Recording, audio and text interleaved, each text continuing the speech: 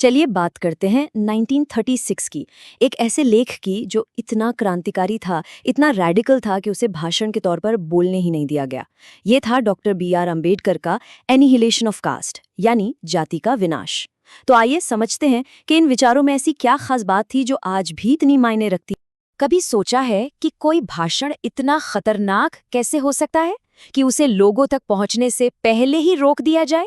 मतलब उसके विचार इतने उग्र, इतने विस्फोटक माने जाएं कि उसे सेंसर कर दिया जाए। यही कहानी है जाति के विनाश की। तो हुआ ये कि 1936 में डॉक्टर अंबेडकर को सुधारवादी हिंदुओं के एक सम्मेलन में बोलने के लिए बुलाया गया। लेकिन जब आयोजकों ने उनका भाषण पढ़ा तो उनके होश उड़ गए। अंबेडकर के विचार उनकी उम्मीद से कहीं ज्यादा क्रांतिकारी थे। नतीजा, उन्होंने फौरन निमंत्रण ही रद्द कर दिया। पर अंबेडकर रुके नहीं। उन्होंने उस भाषण को एक किताब के रूप में छापा और वही आज हमारे सामने है। तो सवाल ये है कि अंबेडकर का सबसे बड़ा तर्क था क्या? उन्होंने जाति व्यवस्था की बुनियाद पर ही सवाल उठाया और उनकी ये आलोचना आज भी उतनी ही सटीक लगती है। अंबेडकर ने यहाँ एक बहुत ही जरूरी फर्क समझाया। उन्होंने कहा कि जाति व्यवस्था सिर्फ श्रम का विभाजन नहीं है, जैसा कि कई लोग मानते थे। ये उससे कहीं ज्यादा खतरनाक है। ये है श्रमिकों का विभाजन। इसका मतलब है इंसानों को जन्म के आधार पर ऊंच नीच की श्रेणियों में हमेशा के लिए बांट देना, एक फिक्स्ड हायरार्की। और श्रमिकों के इस विभाजन का नतीजा, अंबेडकर के मुताबिक, ये समाज की आत्मा को ही जख्मी कर देता है। ये न सिर्फ इंसान की आज़ादी और सम्मान को कुचलता है, बल्कि लोगों के बीच नफरत और अलगाव पैदा कर सामाजिक एकता को लगभग नामुमकिन बना देता है। ये एक ऐसा ढांचा है जो लोकतंत्र की बुनियाद के ही खिलाफ है। पर अंबेडकर सिर्फ समस्या बताकर नहीं रुके। उन्होंने उन लोगों को भी चुनौती दी जो मानते थे कि इस सिस्टम में छोटे-मोटे सुधार करके काम चलाया जा सकता है। अंबेडकर का जवाब उनकी पूरी सोच को इस एक वाक्य में समेट देता है: आप जाति की नींव पर कुछ भी नहीं बना सकते। उनका तर्क एकदम साफ था। समस्या कुछ डालियों या पत्तों में नहीं, बल्कि जड़ों में है। और अगर नींव ही खोखली और गलत हो तो उस पर एक मजबूत राष्ट्र या समाज की इमारत कैसे टिक सकती है? ये तस्वीर उनके विचार को एकदम परफेक्टली दिखाती है। अंबेडकर के लिए साथ बैठकर खाना खाने या अंतरजातीय भोज जैसे सुधार एक टूटती बिखरती इमारत पर बैंडेड लगाने जैसे थे। ये ऊपरी कोशिशें उस असली समस्या को छूती भी नहीं थीं जो उन धार्मिक मान्यताओं में छिपी है जो जाति को सही ठहराती हैं।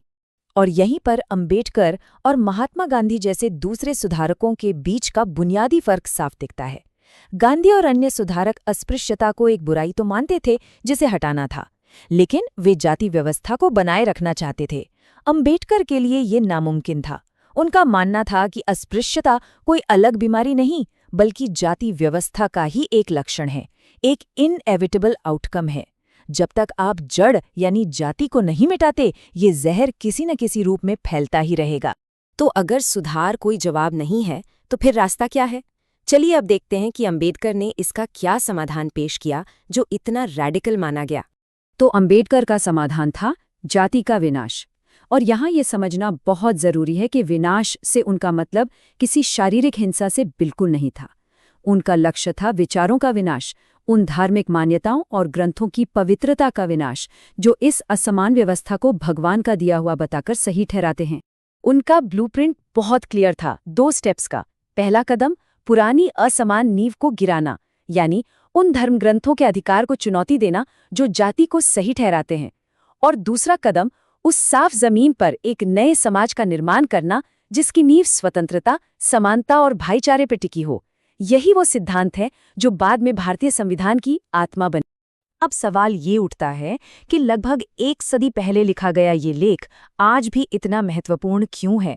इसकी क्या रेलेवेंस है? देखिए, इस लेख को लिखे हुए लगभग 90 साल हो चुके हैं। फिर भी अंबेडकर के तर्क आज भी सामाजिक न्याय और बराबरी की हर बहस के केंद्र में हैं। यह उनकी दूरदृष्टि को दिखाता है। तो आज हम अंबेडकर के इस लेख से क्या सीख सकते हैं?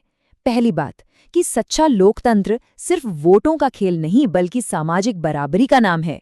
दूसरी कि हमें हर परंपरा पर आंख बंद करके विश्वास करने के बजाय तर्क और नैतिकता की कसौटी पर सवाल करना चाहिए। और आखिर में ये सिर्फ भारत की कहानी नहीं, बल्कि दुनिया में कहीं भी किसी भी सिस्टमिक इनइक्वालिटी के खिलाफ लड़ने वालों के लिए एक शक्तिशाली ब्लूप्रिंट है। और अंत में हम सबके सोचने के लिए एक सवाल। अंबेडकर का ये मूल प्रश्न आज भी हमारे सामने खड़ा है।